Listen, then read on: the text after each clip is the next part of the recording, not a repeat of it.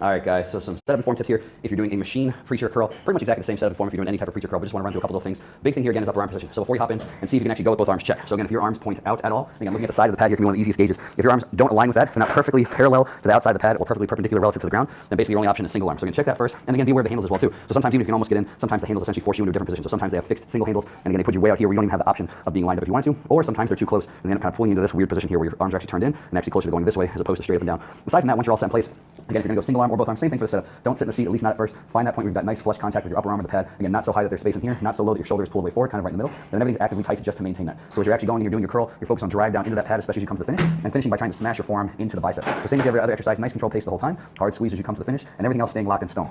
So again, the big mistake is if you're not focusing on forming the bicep to finish and you're focusing on up, then the tendency will be to lift off the pad, use your shoulder, or use something else. And the only added thing, because the equipment's getting more and more popular if you have prime stuff, mostly I would say to stick with loading the middle or the top pin. Again, you're fairly weak kind of in this start position, but you're still definitely weaker as you come to the finish. So that's why I would make the argument to having more weight here or in the middle or some distribution of both. Kind of feel what feels best. And again, the thing to go by is your failure reps. You want to feel like it's a nice even pace the entire time, not like it's too hard to get out of the beginning, or if it's hard and then it's just really easy to come to finish. That would be the reason for adjusting it. But aside from that, just to reiterate, take the time to actually line up on the pad, make sure your upper arm is perpendicular to the ground or parallel to the side of the pad. Then from there, it's just basically about keeping everything locked in stone, controlling the range of motion, and making sure that you're not bouncing using momentum or anything else.